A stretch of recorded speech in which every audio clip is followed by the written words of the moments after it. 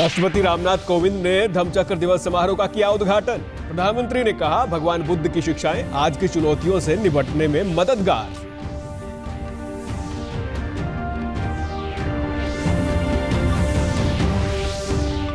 मुख्यमंत्री मनोहर लाल ने Kanpur medical college में 12 व्यायामशालाओं का किया उद्घाटन। कहा, बड़ौदा उपचुनाव भाजपा जजपा मिलकर लड़ेंगी।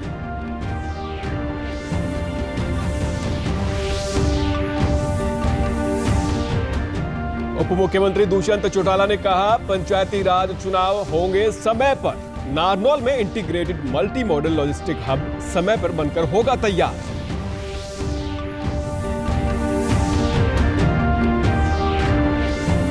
और फरीदाबाद के भाटिया परिवार के 4 सदस्यों ने कोरोना को हराया। अभिषिका ने प्लाज्मा डोनेट कर जिले की पहली महिला प्लाज्मा डोनर बनने का किया गौरव हासिल। नमस्कार, मैं सुरेंद्र कुमार। अब समाचार विस्तार से। राष्ट्रपति रामनाथ कोविंद ने धम्मचक्र दिवस के रूप में मनाए जाने वाले आषाढ़ पूर्णिमा समारोह का आज राष्ट्रपति भवन में उद्घाटन किया। समारोह का आयोजन केंद्रीय संस्कृति मंत्रालय के सहयोग से अंतर्राष्ट्रीय बौद्ध परिसंघ कर रहा है। इस मौके पर सदियों से मंगोलिया में संरक्षित भारतीय मूल की मूल्यवाद बौद्ध पांडुलिपियां राष्ट्रपति को भेंट की गई। इस मौके पर राष्ट्रपति ने कहा कि महात्मा बुद्ध के विचार आज भी उतने ही उपयोगी हैं जितने वो पहले थे। उन्होंने कहा कि उनके प्रेम, करुणा और अहिंसा के विचार से ही दुनिया का विकास संभव है। His cure for human suffering remains as relevant today as it was over 2.5 millennia ago. There is no doubt that the urgency of abiding by the values that the Buddha preached is eternal. By ignoring the soothing wisdom of every spiritual tradition, we have arrived at the juncture where we find ourselves today. It is high time we paid heed. Today, as the pandemic ravages human lives and economies across the globe, the Buddha's message serves like a beacon. He advised people to shun greed, hatred, violence, jealousy, and many other vices to find happiness. प्रधानमंत्री नरेंद्र मोदी ने video conference के माध्यम से कार्यक्रम को संबोधित करते हुए कहा कि महात्मा बुद्ध के आदर्श और शिक्षाएं आज भी प्रासंगिक बनी हुई हैं। उन्होंने कहा कि आज विश्व असाधारण चुनौतियों से निपट रहा है और इन चुनौतियों का स्थायी समाधान भगवान बुद्ध के आदर्शों से ही मिल सकता है। Our youth, if you want to see a great example of how hope, innovation and compassion can remove suffering, it is our startup sector led by our youth. Bright young minds are finding solutions to global problems. India has one of the largest startup ecosystems. I would urge my young friends to also stay connected with the thoughts of Lord Buddha. They will motivate and show the way ahead. At times, they will even calm you down or cheer you up. प्रधानमंत्री ने युवाओं से appeal करते हुए कहा कि वे भगवान बुद्ध के विचारों को अपनाएं, जो उन्हें प्रेरित करेंगे और आगे बढ़ने का रास्ता दिखाएंगे। The Indian cabinet announced that Kushinagar airport will be an international one. This will bring so many people, pilgrims and tourists. It would also generate economic opportunities for many. India awaits you. मुख्यमंत्री मनोहर लाल ने आज सोनीपत के Kanpur medical college में कोविड-19 के इलाज में जुटे डॉक्टरों से मुलाकात की। मुख्यमंत्री ने 12 व्यायामशालाओं का उद्घाटन भी किया। उन्होंने इस मौके पर कहा कि प्रदेश में जो व्यायामशालाएं बनकर तैयार हुई हैं, उनमें जल्द ही प्रशिक्षकों की नियुक्तियां कर दी जाएंगी। हरियाणा की जनता स्वस्थ रहे, इसको लेकर प्रदेश भर में व्यायामशालाएं बनाई जा रही हैं। मुख्यमंत्री ने कहा कि जल्द ही प्रदेश में भाजपा प्रदेश अध्यक्ष की नियुक्ति होगी। बड़ौदा उपचुनाव पर मुख्यमंत्री ने कहा कि भाजपा और जजपा मिलकर ये चुनाव लड़ेंगी।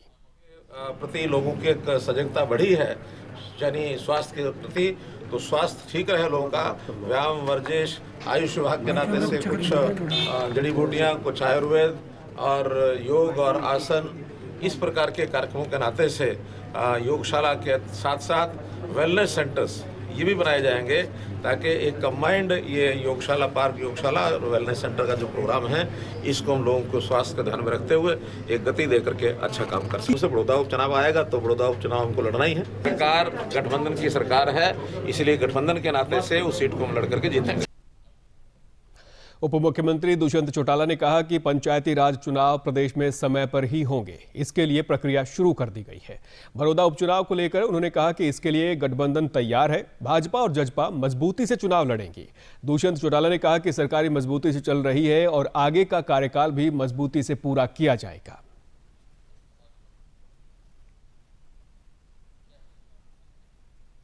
लगता है प्रत्येक पार्टी अपना कार्य करेगी। आने वाले दिनों के अंदर जैसे जैसे इलेक्शन पास आएगा, मुझे लगता है बिहार के चुनाव के साथ ही सेंट्रल गवर्नमेंट इलेक्शन कमीशन इसकी डेट डिक्लेयर करेगी। तो मुझे लगता है मजबूती के साथ उस गढ़ के ऊपर फतेह करेंगे। उप मुख्यमंत्री ने कहा कि नारनौल में तय समय सीमा से पहले integrated multi modal logistic hub बनकर तैयार होगा। इस हब में आयात, निर्यात, domestic container yard, cargo container के स्टोरेज और ढुलाई के लिए ऑटो जोन, वाणिज्यिक क्षेत्र और बिजली सबस्टेशन के लिए साझा क्षेत्र निर्धारित किया गया है। यह परियोजना हरियाणा राजस्थान सीमा के लगते नांगल चौधरी के 3 गांव बशीरपुर, घाटासेर और तालोट के बीच होगी। लगभग 170 करोड़ रुपया बिजली बोर्ड की मीटिंग में अप्रूव हुआ है और उनको शीघ्र कार्यों को शुरू किया जाए इस टारगेट के साथ कि लॉजिस्टिक हब को जो हमारी डेडलाइन है उससे भी पहले हम अचीव करें। और रेलवे का भी जो शेयर है रेलवे ने वो भी रिलीज कर दिया। तो मैं उम्मीद रखता हूँ आगामी महीनों के अंदर जो रेलवे लाइन का एक्सपेंशन होना है उसका कार्य भी गति लेगा। वर्ष 2010 में लिम्का बुक ऑफ रिकॉर्ड में अपना नाम दर्ज करवा चुके फरीदाबाद के रिपिन भाटिया और उनके परिवार के 3 सदस्यों को कोरोना पॉजिटिव पाया गया था। सभी का इलाज फरीदाबाद ईएसआई अस्पताल में किया गया। अच्छी और मुफ्त चिकित्सा सुविधाओं के चलते सभी ठीक हो गए हैं। रिपिन भाटिया ने इसके लिए सरकार का धन्यवाद किया है। रिपिन की बेटी अभिषिका ने प्लाज्मा डोनेट कर जिले की पहली महिला प्लाज्मा डोनर बनने का गौरव हासिल किया। रिपिन भाटिया ने बताया कि उनके परिवार के 11 सदस्यों को कोरोना सैंपल लिया गया था, जिसमें से 4 सैंपल पॉजिटिव आए थे। ईएसआई अस्पताल में डॉक्टरों और स्टाफ ने पूरी कुशलता के साथ उनका इलाज किया, जिसके चलते वे ठीक हो गए हैं। उन्होंने बताया कि अस्पताल में कई गंभीर कोरोना पीड़ित हैं जिन्हें प्लाज्मा की जरूरत है, इसीलिए अभिषिका ने यह जिम्मा उठाया और अपना प्लाज्मा डोनेट किया। रिपिन भाटिया ने ऐसे व्यक्तियों से अपील की है जो कोरोना को मात देकर ठीक हो गए हैं, उन्हें अपना प्लाज्मा डोनेट करना चाहिए ताकि उनकी वजह से गंभीर कोरोना मरीज ठीक हो सके। 21 साल की है वो और उसका सब कुछ टेस्टिंग में रिपोर्ट सही आया। उन्होंने फिर प्लाज्मा के लिए मेरे को बुलाया तो हम दोनों गए और पहली महिला ने ईएसआई हॉस्पिटल में प्लाज्मा दान किया। उससे गंभीर मरीज काफ़ी हैं वहाँ पे। तो मैं लोगों से अपील करूँगा कि सारे लोग जो भी कोरोना से ठीक हुए हैं वो प्लाज्मा दे करके किसी न किसी का जान बचा सकते हैं। उसके अलावा सबसे बड़ी बात है कि ये मौका दोबारा ज़िंदगी में नहीं मिलेगा कभी भी कि आप किसी की जान। प्रदेश से जुड़ी खबरों को विस्तार से जानने के लिए आप हमारे साथ फेसबुक, ट्विटर और यूट्यूब के माध्यम से भी जुड़ सकते हैं। हमसे जुड़ने के लिए आप हमारे सोशल मीडिया हैंडल को फॉलो कर सकते हैं। लॉकडाउन के दौरान ग्रामीण इलाकों में बेरोजगारी एक बड़ी समस्या बन गई थी, लेकिन केंद्र सरकार की मनरेगा योजना कामगारों के लिए वरदान साबित हो रही है। कुरुक्षेत्र जिले के गांव मिर्जापुर में कामगारों ने बताया कि मनरेगा में उन्हें काम करके 309 रुपए प्रतिदिन दिहाड़ी के रूप में मिलते हैं। गांव में ही रोजगार उपलब्ध होने से उनकी मुश्किलें दूर हो गई हैं। इस योजना के तहत वे अपने गांव में ही जोहड़ की खुदाई कर काम कर रहे हैं, जिससे उनके आर्थिक हालात भी सुधरे हैं। कामगारों ने कहा कि मनरेगा जैसी लोक कल्याणकारी योजना के लिए वे सरकार के आभारी हैं।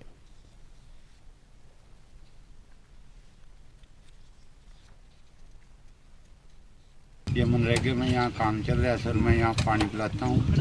उम्र ज़्यादा होने की वजह से सरकार ने मेरे को ये काम दिया है। मैं सरकार का शुक्रियागुजार हूँ। लॉकडाउन में सबका काम चल रहा है जी। सरकार ने मजदूरी गरीबों के लिए खाने के लिए मजदूरी काम चला रखा है, इसलिए मैं सरकार का बहुत धन्यवाद करती हूँ। हमें ये अच्छा काम मिला है जो हमें सरकार की तरफ से सहयोग है और जी हमें 309 रुपये दिहाड़ी मिलती है प्रतिदिन की। और जी हम सरकार के आभारी हैं। हरियाणा सरकार ने फैसला किया कि मनरेगा के सभी कार्य सोशल डिस्टेंसिंग और कोविड के दौरान हैंड वॉश और फेस मास्क की प्रिकॉशन लेते हुए मनरेगा के कार्य शुरू किए जाएंगे। केंद्रीय गृह मंत्री अमित शाह की हिदायतों के बाद अब गुरुग्राम प्रशासन ने कोविड-19 टेस्ट की प्रक्रिया और तेज कर दी है। दिल्ली एनसीआर के बाद गुरुग्राम में सबसे ज्यादा टेस्टिंग हो रही है ताकि कोरोना संक्रमण की वास्तविक जमीनी हकीकत को समझा जाए और इसे काबू में लाया जा सके। शहर के 8 वार्डों में दर्जनों इलाकों को कंटेनमेंट जोन में शामिल किया गया है। यहाँ पर हर रोज 2000 टेस्ट हो रहे हैं। सभी वार्डों में बैरिकेडिंग कर संक्रमण को रोकने के लिए रैपिड टेस्ट, थर्मल स्क्रीनिंग और इम्यूनिटी बूस्टर के लिए प्रयास किए जा रहे हैं। इसी मुद्दे को लेकर जिले में मंडल कमिश्नर, उपायुक्त, नगर निगम कमिश्नर और डीसीपी हेडक्वार्टर की संयुक्त प्रेस वार्ता का आयोजन किया गया। इसमें कोविड-19 की टेस्टिंग, होम आइसोलेशन और कंटेनमेंट एरिया के कारण आम जनता को आ रही दिक्कतों को लेकर स्थिति स्पष्ट की गई। जो कोरोना का पेशेंट है उसको एक अर्ली स्टेज पर ही उसको हम आइडेंटिफाई कर लें और आगे संक्रमण होने से बचा लें। और उस पेशेंट को यदि जितना जल्दी हम आइडेंटिफाई कर पाएंगे उतना ही जल्दी स्वास्थ्य लाभ होगा। कंटेनमेंट जोन्स में हमने काफ़ी सारी विस्तार में हिदायतें बताई हैं। उन हिदायतों के हिसाब से कंटेनमेंट जोन्स में जो नहीं करने का है उसमें स्पष्ट किया हुआ है कि इसमें कहीं बाहर के लोगों से कांटेक्ट नहीं होगा। अगर जो संक्रमण है वो अंदर ही है तो अंदर ही रहे, बाहर के लोगों को और संक्रमित ना करें।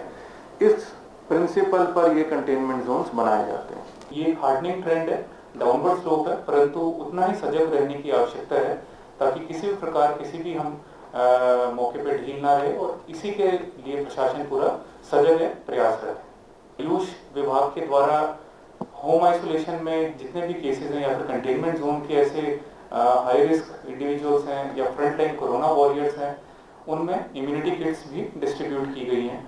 ऑलमोस्ट 80,000 प्रदेश में 15,000 किसानों को कृषि कार्यों के लिए 75% सब्सिडी पर ऑफ ग्रिड सोलर पंप मुहैया करवाए जाएंगे। जींद में सौर ऊर्जा परियोजना अधिकारी सुभाष चंद्र रंगा ने बताया कि प्रधानमंत्री किसान ऊर्जा सुरक्षा एवं उत्थान महाअभियोजना को क्रियान्वित करने के लिए किसानों को खेती कार्य के लिए ऑफ ग्रिड सोलर पंप प्रदान करने का कार्यक्रम निर्धारित किया है।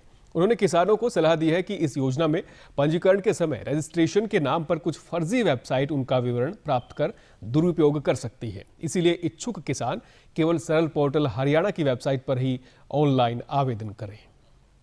किसान जमीनी पाइप दबाया हुआ है या तालाब के टैंक के द्वारा खेती कर रहा है, उनको इसमें प्राथमिकता है, तो वो सरल हरियाणा पे जाके अपना आधार कार्ड और जो फर्द है वो ले जाके उसका आसानी से निःशुल्क आवेदन करवा सकते हैं। है कि पहले फेज में हरियाणा ने पहले फेज में 15,000 किसानों को किया है, तो 15,000 किसानों तक उसमें दे के फिर सेकंड फेज चल पड़ेगा। किसानों ने भी केंद्र सरकार द्वारा चलाई जा रही इस योजना की सराहना की है। उन्होंने कहा कि इस योजना से उन्हें काफी लाभ मिलेगा। बिजली की सुविधा नहीं है, वहाँ सरकार ये पहुँचा रही है तो बहुत बढ़िया बात है। सरकार ने एक सौर ऊर्जा की वो बनाई, स्कीम बनाई जिसके तहत है कि लोगों को 75% डिस्काउंट पर बिजली मिलेगी। सौर ऊर्जा एक सूर्य से मिलने वाली एनर्जी को बोल सकते हैं, इसका हमें बहुत ज़्यादा बेनिफिट होगा और मैं तो धन्यवाद करना चाहूँगा स्कीम का। अगर सरकार का ये स्कीम किसानों को अगर हमें मिलती है तो धन्यवाद। अंत में इस बुलेटिन के मुख्य समाचार एक बार फिर। राष्ट्रपति रामनाथ कोविंद ने धम्मचक्र दिवस समारोह का किया उद्घाटन। प्रधानमंत्री ने कहा, भगवान बुद्ध की शिक्षाएं आज की चुनौतियों से निपटने में मददगार।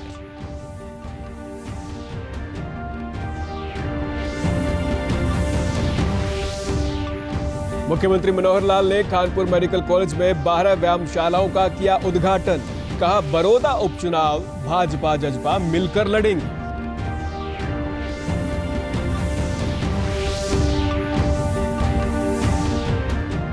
उप मुख्यमंत्री दुष्यंत चौटाला ने कहा, पंचायती राज चुनाव होंगे समय पर। नारनौल में integrated multi modal logistic hub समय पर बनकर होगा तैयार।